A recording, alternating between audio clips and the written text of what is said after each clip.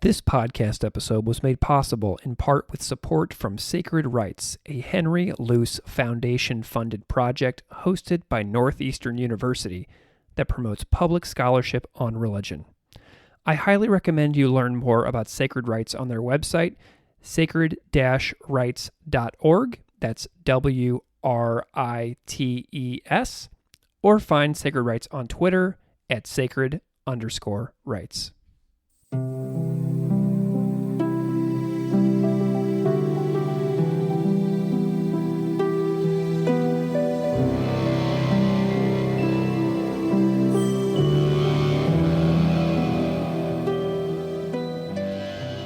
Welcome to Classical Ideas. This is Greg Soden. When you think of the term magic, what springs to mind?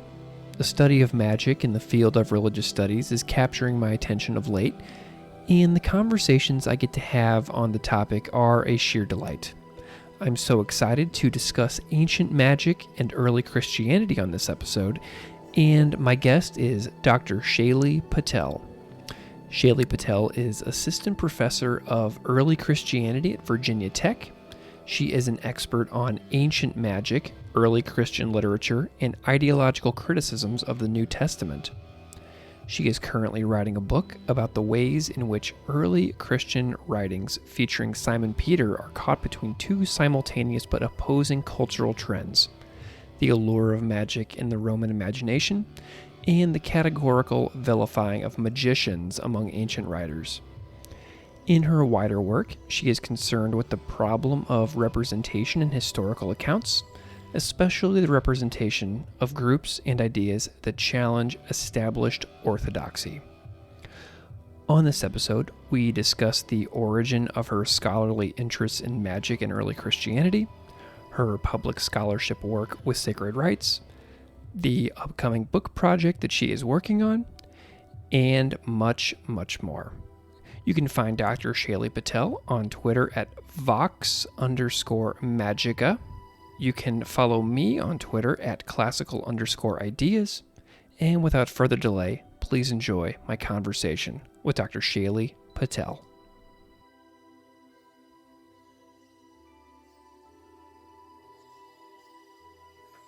Dr. Shaily Patel, welcome to Classical Ideas. Thank you. Thank you for having me. It is a delight to have you here, Dr. Patel. I'm wondering if we can start off by having you introduce yourself to the audience, however you see fit. Sure. I'm Shaily Patel. I currently work as Assistant Professor of Early Christianity at Virginia Tech. I have a PhD in ancient Mediterranean religions. I like to think of myself as a scholar of discourses, the way that we talk about critical concepts. And most of my time is spent thinking about the ways that, the various ways that early Christians talked about magic in the ancient world.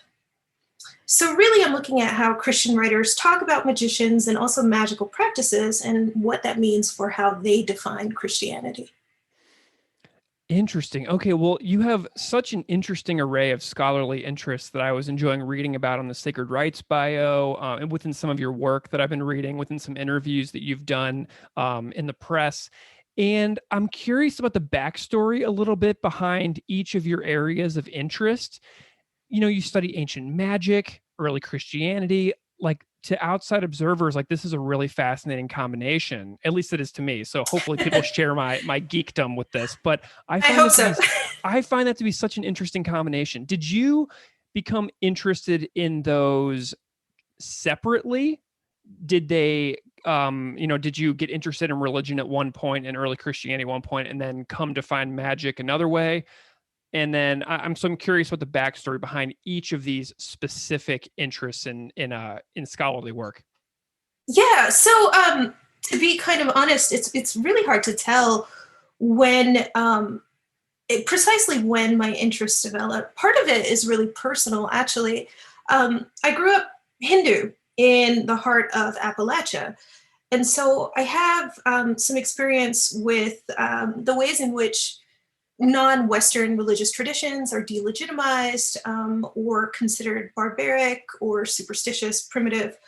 which is probably why I was drawn to magic. I also grew up in the 90s, right? Like during the Satanic Panic. Mm-hmm. And so, right. Yeah. So you had this popular discourse of, illegitimate religion or illegitimate practices, and being sort of Hindu in the Bible Belt, like that resonated with me. So I was always interested in that. And then I didn't really get started on Christianity until I went to college, and I went to Wake Forest University, which used to be affiliated with the Southern Baptist Convention. And so by the time I got to Wake, we still had like remnants of that legacy. And one of the remnants is that you have to take a religion class, or that was part of our core curriculum. And like, I didn't care. I didn't want to take a religion class. I was like, dude, I'm here to go to law school. Like, let me sign me up for the politics classes. And I ended up taking a course on the Gospels with Mary Foskett, who still teaches there and who is awesome. And the first thing I sort of learned in that class was there's not one gospel.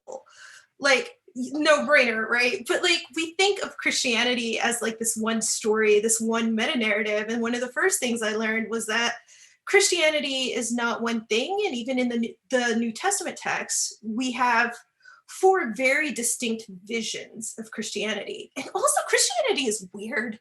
Like, it's delightfully, wonderfully weird. And so it aligned with my interests in really weird religious stuff, right? Excellent. Well, so you was that in an undergrad years that you started becoming interested in Christianity, or was that like later on? Like, what is the time frame here? So that was my undergrad. So yeah. Okay, cool. So what is the interest in magic then? Where does that come into play? How does that solidify within your areas of interest? So I think what happened is, I started working on Christianity in undergrad. And then I decided, I really like this stuff. It's delightful. It's weird. It's fun. I like the ancient world. I wanted to nerd out a bit. And so, I went to grad school lots of times. And so part of my area of study in grad school was magic. One of my advisors at Chicago wrote a book on magic. And so this was just because I'd been so interested in practices that were delegitimized when I was younger, it just seemed a sort of natural fit that I would also be interested in magic once I started thinking about the ancient world or studying the ancient world. Excellent. Well, I know that you're at Virginia Tech, and you're assistant professor of early Christianity down there. And whenever I say down there, I mean because I'm up in Buffalo, so like we're like geographically, I'm saying down as in south of me and to the east. But anyway, so these interests that you have within early Christianity and magic, and your job in the early years of your academic career, all of these interests sort of converge and lead you to this moment where you are also a cohort member of the 2020 cohort of Sacred Rites, a fantastic cohort of religion scholars seeking to get like the discussions of religion and like the public into like public scholarship, which is exactly what I do. It's like my favorite thing. That's right. So tell me a little bit about why you applied to this particular fellowship and what sorts of skills you feel you are adding to your scholarly toolbox at the moment, if you will. Yeah, okay, so don't tell anybody at Sacred Rites, but I applied because everybody is awesome. Yeah. So like, I spent the first few years of my job sort of watching people affiliated with Sacred Rites, watching the leadership team on Twitter, watching them put out really, really amazing public scholarship. I mean, I'm talking like public scholarship that my parents could read and be like, oh, I get that now, right? Mm-hmm. And so a lot of it was just, I really like working with awesome people. Mm-hmm. Who doesn't, right? And Sacred Rites just seems to have a critical mass of awesome people. And so I was like, oh, I want to apply to this thing. So that was one reason, is just I wanted to be around cool people. Who doesn't? The other reason is that, I really wanted to think about the ways in which we can translate ancient world stuff for modern audiences, which is something that I know you care a lot about. Absolutely. Um, and it was something that, I was actually having a hard time with, right? Like, because I could do it in my classrooms. I could be like, here's why you should care about this. And my students would be like, yeah, I should care about this. But I was having trouble like translating that for a wider audience. And so I thought, okay, if this is my trouble, right? Here is a program that is specifically designed to help. Totally. Um, so that's a lot of why I applied.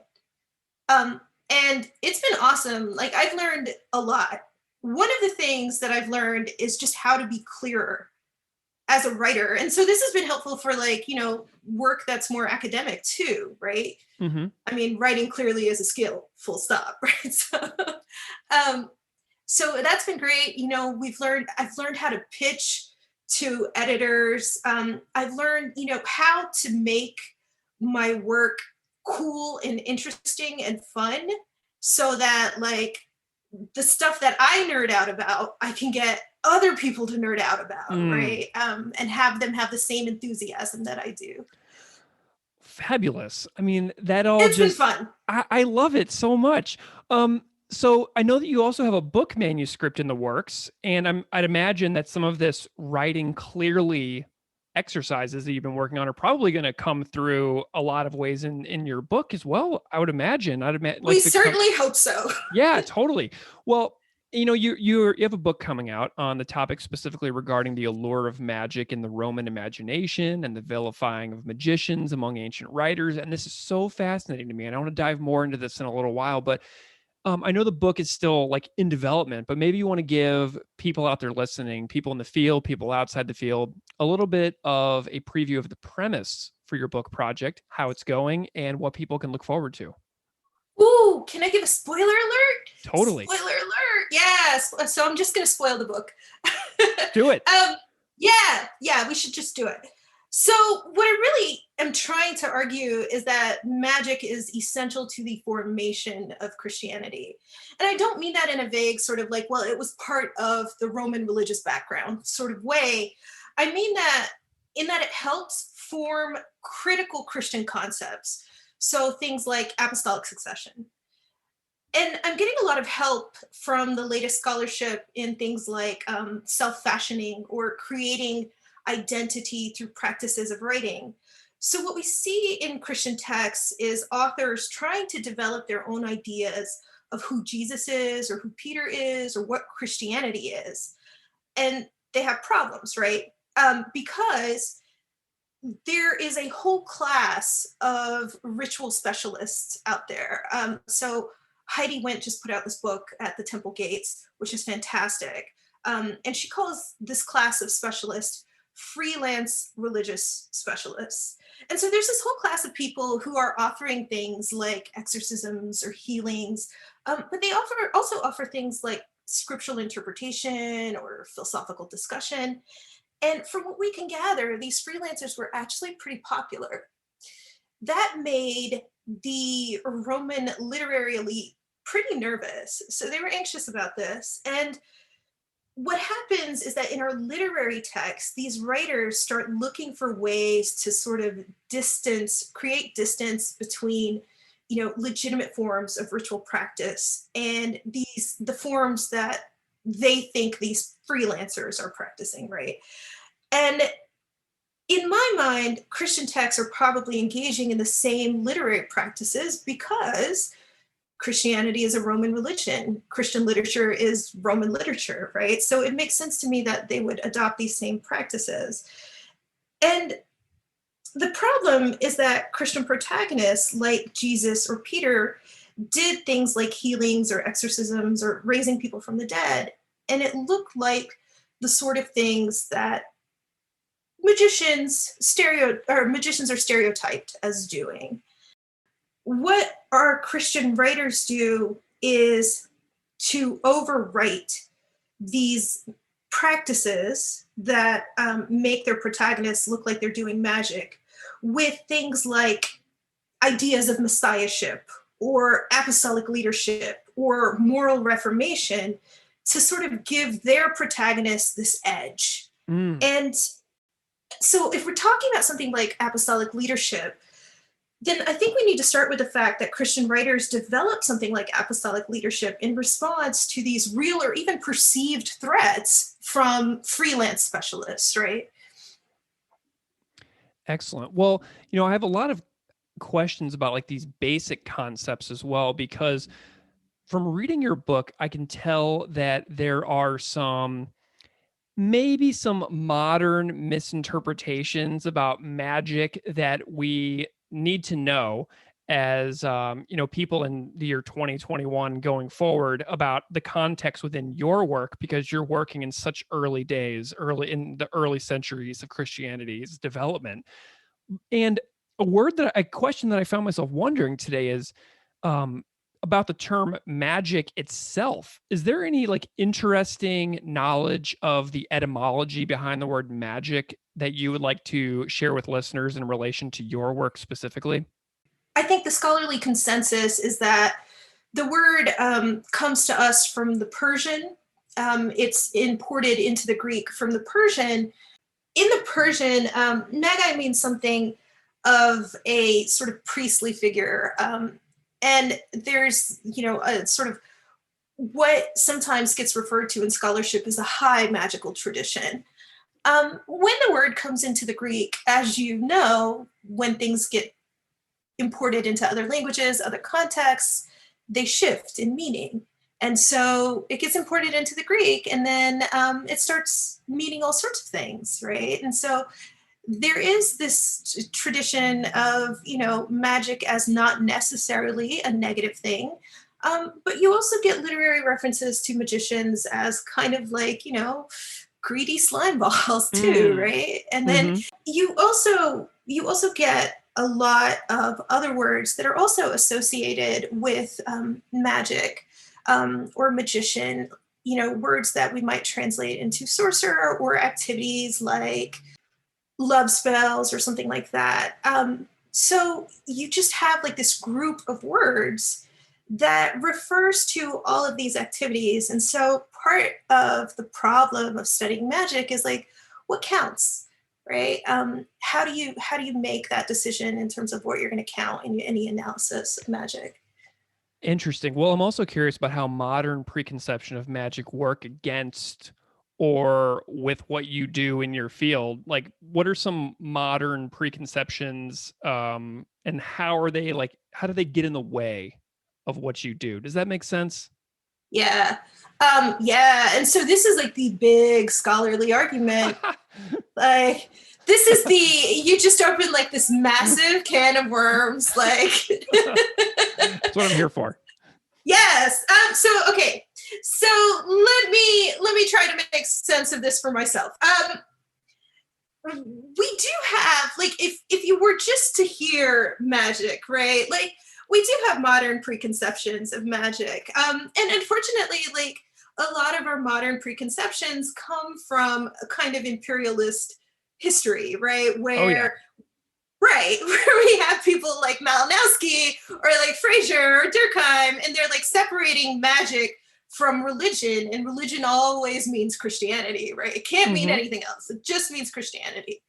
And so magic becomes this sphere of practice that's set apart from Christianity and is also negatively evaluated, right? Like magic is what we apply to non-Western traditions. Magic is what we apply to things like superstition, which itself is a kind of loaded word. And so all of that conceptual baggage is there because, you know, like I said, like how do you decide what counts as magic? Well, for a lot of people, they have this idea of magic is X, right? Or magic is, you know, communing with demons. And so when they go and look for magic in the ancient world, they're going to look for places where people commune with demons, right? And say, okay, Mm. this is magic. So we do import this particular imperialist idea of magic into the study of ancient magic.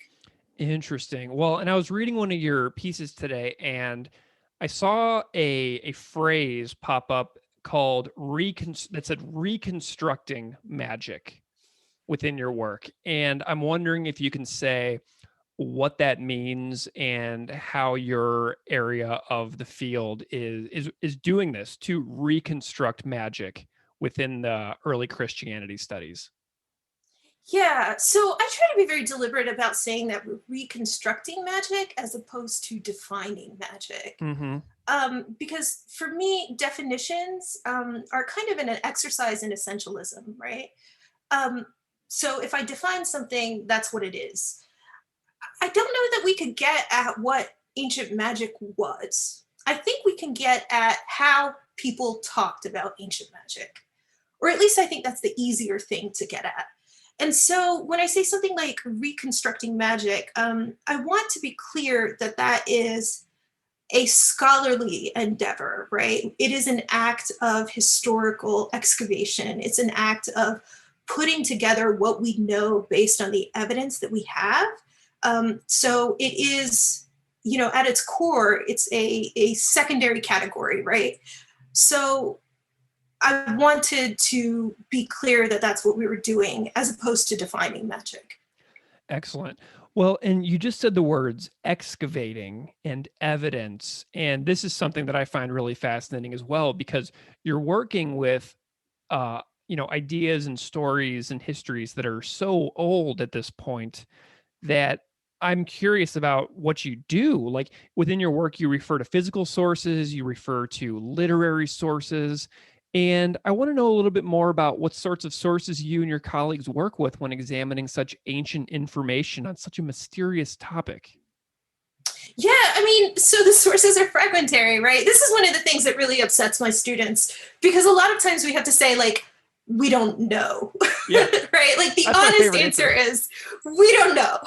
Yeah. um, so the sources are fragmentary. Sometimes they're contradictory. So we do have things like amulets. We have things like incantation bowls. We have really cool curse tablets. Um, we have magical spell books. And I say magical spell books in scare quotes because we scholars have called them magical, right? So we've decided that this evidence is somehow evidence of magic. And so we use it to reconstruct magic, as it were. Mm. Well, I'm also curious about how these things are used. So, if you just listed some items, some books, perhaps, how were these used back in the time periods in which you are like studying? Like, do you know of any particular ways that they were used practically in day to day life for people? We have formulas for things, for everyday things, from headaches, right, to, I kid you not, riding on the back of a crocodile across the Nile. So if you Wonderful. ever wanted to do that, there's a spell for that, right? Okay. So, what's really cool about these things is that they are part and parcel of like the everyday lives of people. And we tend to think of them, or we tend to think of magic as a sort of extraordinary thing, right? But like, people are using these things things like spells or amulets, to cure headaches, right? Or to protect them from illness. So it does become like the trappings of what we might think is magic is a kind of strategy for managing an unmanageable world. Mhm. Well, and I also like the idea of the fragmentary sources because I would imagine that what that forces you and your colleagues to do is talk to each other a lot about some methodological problems that might exist in the field. How do you find yourselves navigating such challenges? Like I'm thinking about like the fragmentary nature of the Epic of Gilgamesh, right? And the many, many years of work that goes into reconstructing like the stories found in these ancient tablets. How do you and your colleagues interested in this stuff work together in order to move the field forward? So I think that there's the classicists are doing really, really great work in terms of just being very rigorous about interdisciplinarity. So, David Frankfurter edited this massive guide to the study of ancient magic. And I think it's a very, very useful resource for anybody who's interested in ancient magic. And one of the things that he does as editor of that volume is he brings together people who have expertise in material evidence. So things like amulets, spell books and formularies, incantation bowls, curse tablets, and he has them to a very rigorous sort of historical contextualization. How are these things used? What are the contexts in which we find them? What do we know about them? What don't we know about them? Because that's just as important. And then he places the analysis of these material objects alongside, references to magic in literary evidence and how writers are using magic, and also how we might understand magic in various ways. So, there's the third section of that volume is talking about the multiple ways in which we can use magic as a kind of scholarly category, right? Magic as the quality of something, magic as a sort of, a big tradition that's applied locally. So I think, the most exciting work for me is this kind of work that is intentionally interdisciplinary and that is as critical about what we don't know as it is about what we do know. Mm. I love the examples that you've offered so far, like the texts, the spell books, the incantation bowls, archaeological artifacts like amulets. And I'm wondering if these were indicative of quote unquote magic at the time. Like, did the people using such items consider themselves magicians at the time? So we don't know. Mm. I think what has happened in scholarship is that we tend to take these artifacts as a kind of de facto evidence for magic because, again, right, like scholars, we call them the papyri that that have come down to us, where these spells have come down to us. We've actually termed them the magical papyri, but that's a modern scholarly term, right? These are collections that we've made. And these are categorizations that we've made. So it's really difficult to say, okay, there is the people who used curse tablets were magicians, or the people who prepared curse tablets were magicians, because we simply just don't know. There are like tantalizing hints in something like the papyri, where the papyri will talk about the magical soul of the user or something like that.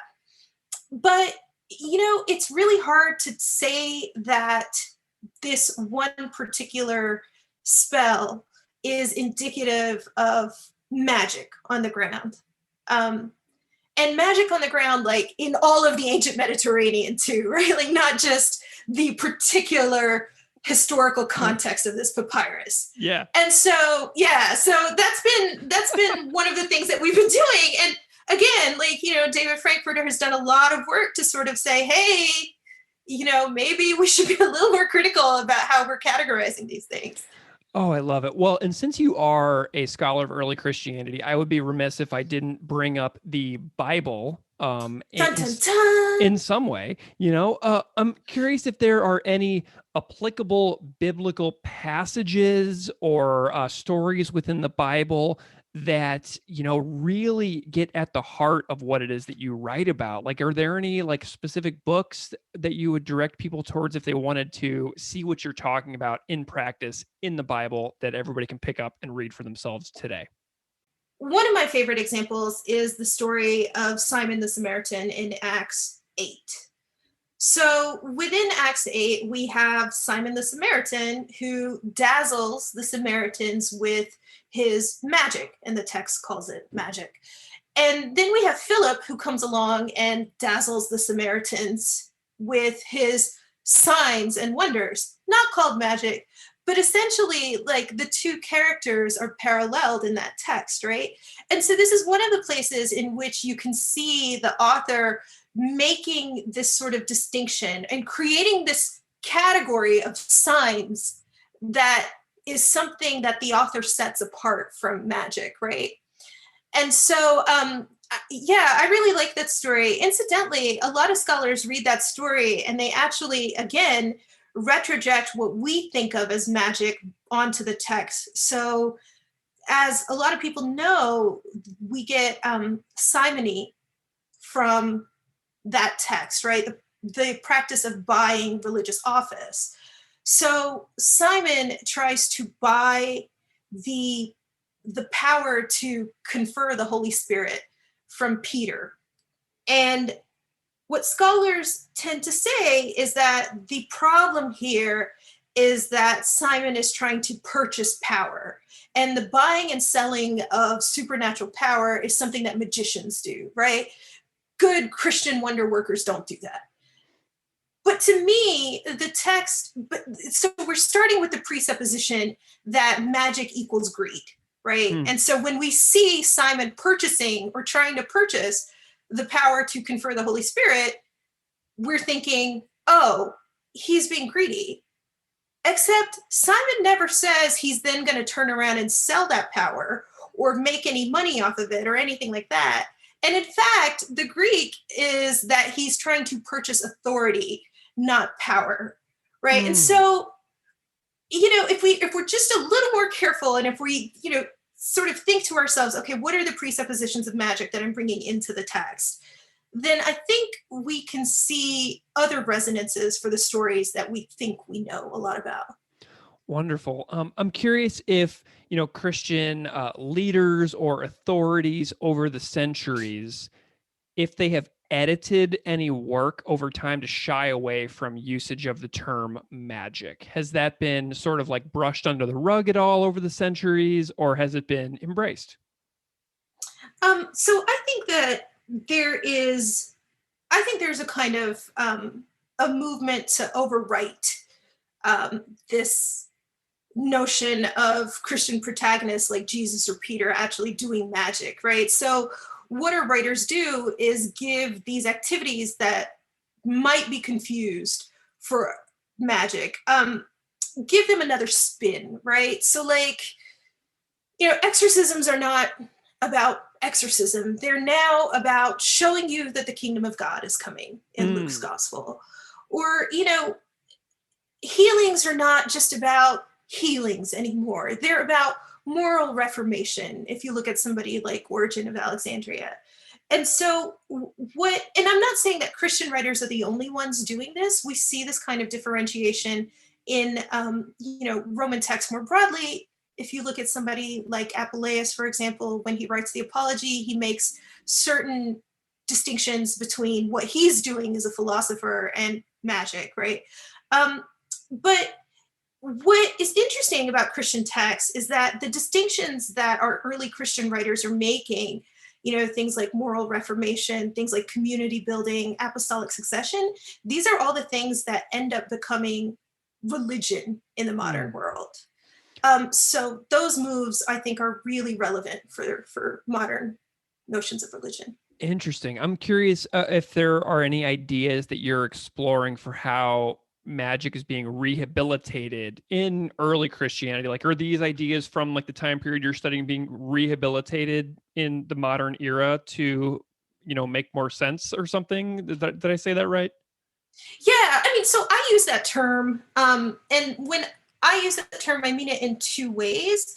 One is a question like, can we rehabilitate the scholarly category of magic given all the imperialist baggage that it Mm. has? And that's a real question, right? Like, scholars are going back and forth on that. There is a very robust scholarly discussion about whether or not we could even use the term because it's so conceptually fraught.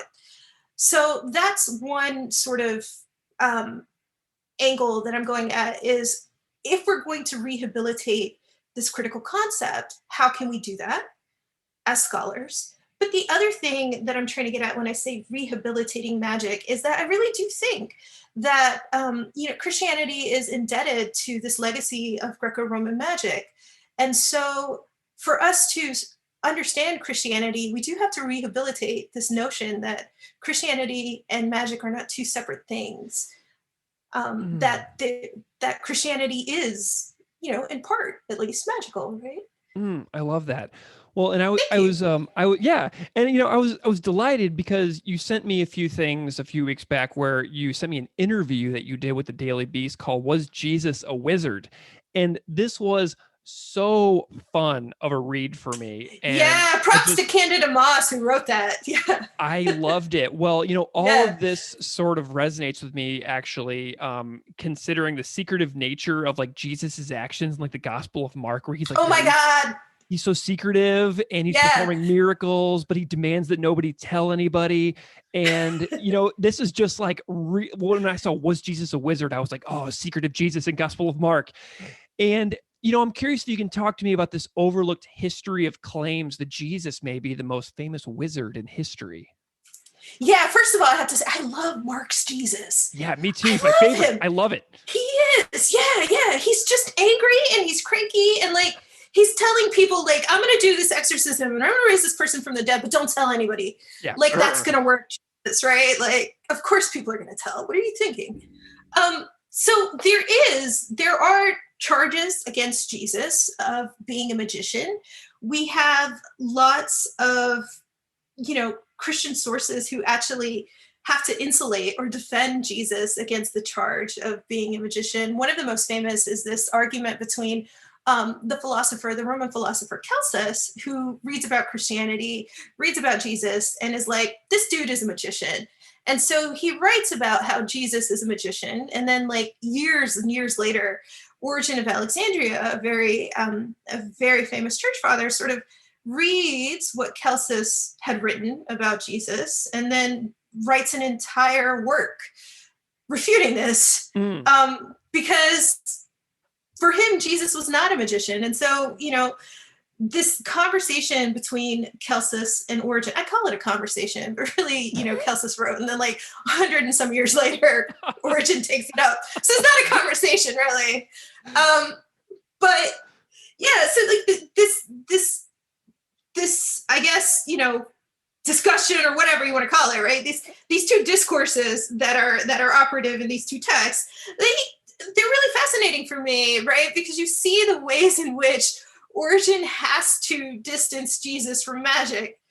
And you see the sorts of, things that he has to do. So like he wants to say, yes, Jesus and Christian wonder workers have this amazing power to do things like exorcisms and healings. Like he wants to preserve that part of the tradition, right? Mm-hmm. But he doesn't want them to be confused with like the marketplace dude who's going to sell you an exorcism. And so like, he's making all of these claims. And he's like, yeah, sure. Magical names work.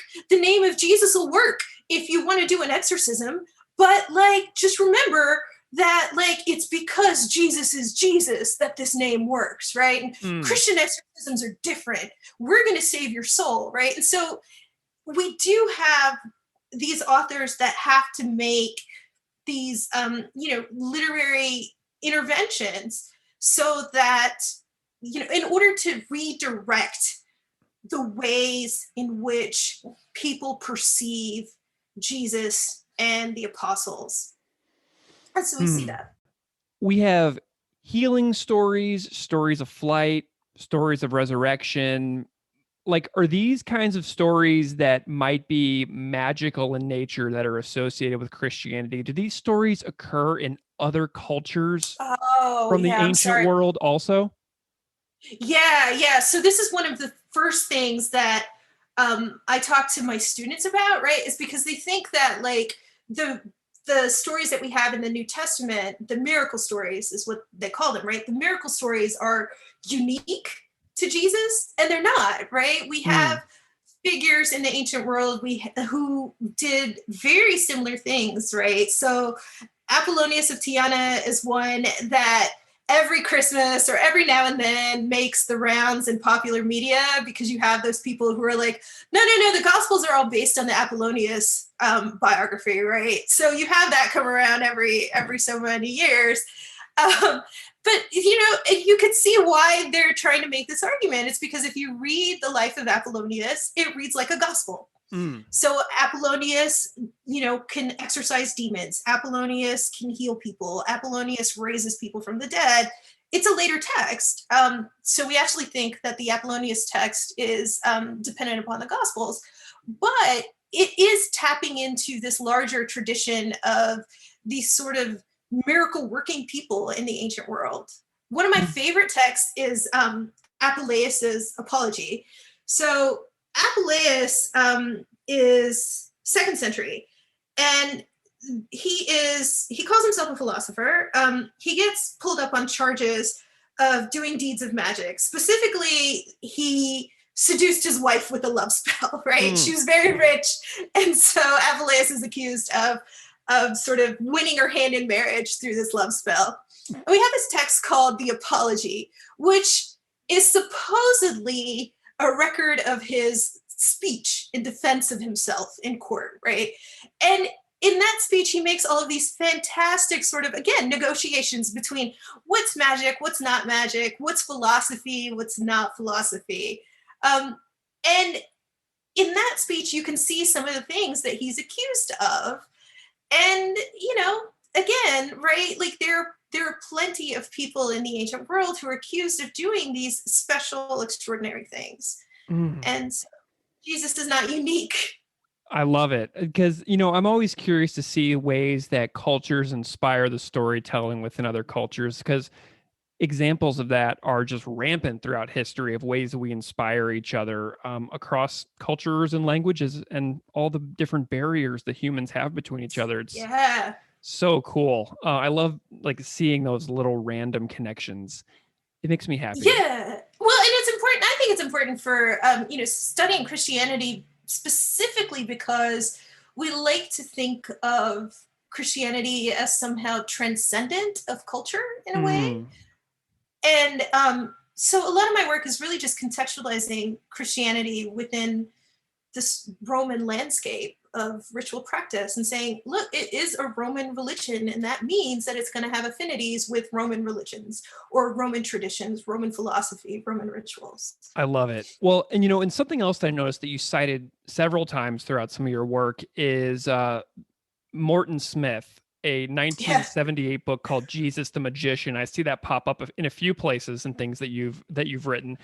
And I really enjoyed some thoughtful phrasing of Jesus's ministry as wonder working, which Smith wrote in 78 in that book. And, I'm curious, where has the field gone from there since Smith wrote that in 1978? What is the path of scholarship like within academia for beginning to take these types of questions into consideration? How is this field growing and developing in, the past, quarter century and then into the future?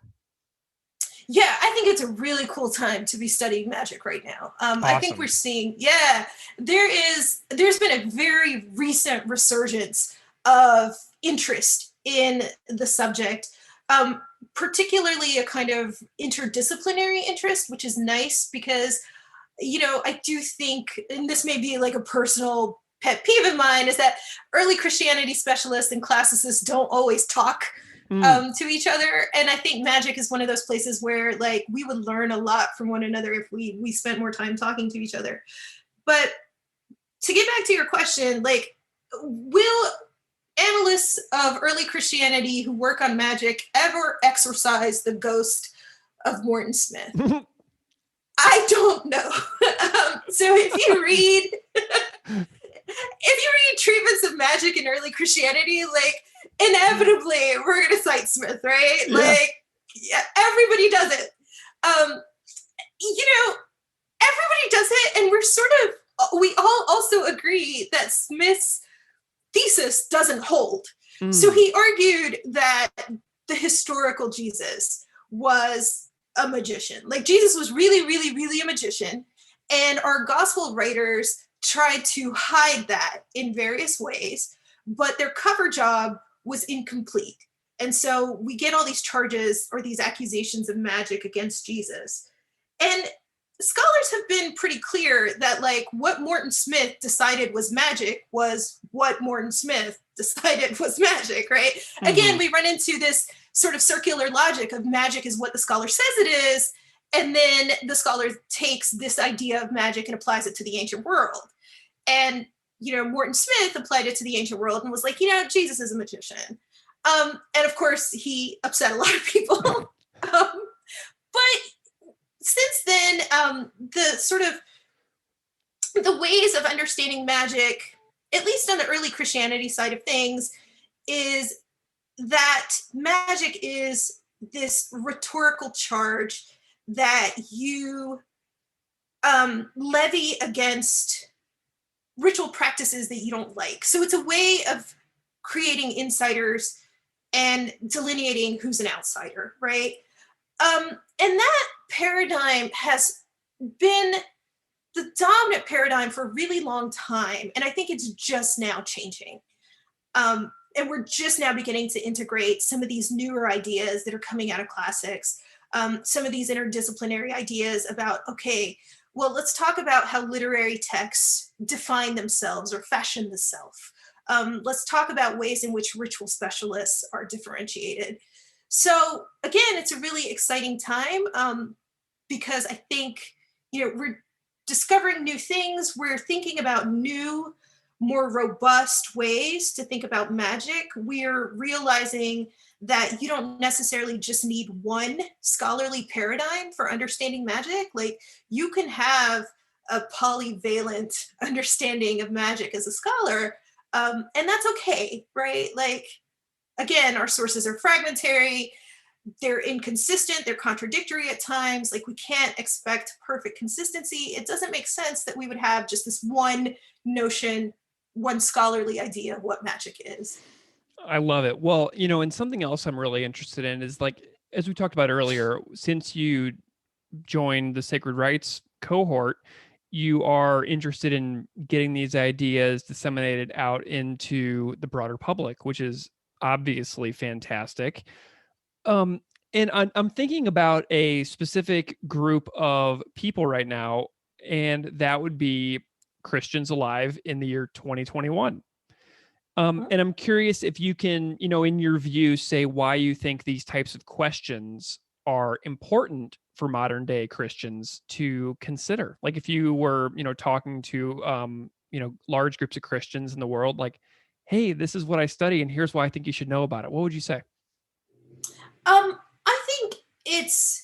I think it's important for everybody to sort of wrestle with these questions because, again, ultimately the heart of what I'm trying to get at is to say we cannot think of religion as something that transcends culture. And we certainly can't think of Christianity as something that transcends culture. And in fact, it has always been the case that Christianity is culturally contingent and contested. And, it's not one thing. It's a lot of different things. And in different cultural contexts, it's going to take on different forms. And so what I'm trying to disrupt, if you will, is this notion of this pure, original form of Christianity that existed and that transcends history and transcends culture. And so the study of magic is one way in which we can say, no, Christianity really is dependent upon the Roman ritual context. And so this is one area where we see it. My colleagues could give you lots of other areas where we could see it too. But it is important, right? Because it's really important to think of, Keeping It 101 would say, religion is what people do, right? Yeah. So the Christianity is what people do. And when we lose sight of that, it can lead to very awful things. I love it. Well, Dr. Shaily Patel, this has been a wonderful conversation. Thank you. I had so much fun. I've learned so much. And before we go, I'm wondering if you can just tell people where they can find you, find your work, follow you, etc., if they want to know more about what you're doing and, keep in touch from here on out. Sure. So I do have a website at Virginia Tech. So the Virginia Tech Department of Religion and Culture has a webpage. But really, you should just get after me on Twitter. My handle is Vox Magica, of course. And so you should follow me on Twitter. I talk about all sorts of things. Yeah, your Twitter is fantastic. I've been so glad Thank that you. I've been following it for I've been following it throughout this entire pandemic, and I have. I'm so random. I love it. I love it because, well, it keeps it fun, it keeps it light, it keeps it engaging, and it's you're one of my favorite Twitter follows right now. Oh, you're one of my favorites too. Yay. Well, I hope people will go and find you. But Dr. Shaily Patel, thank you so much for hanging out with me, for spending time to talk about your work and coming on Classical Ideas and nerding out with me on everything that you do. It's of course. Been such a pleasure. Yeah, it's such a pleasure. Thank you so much for the opportunity.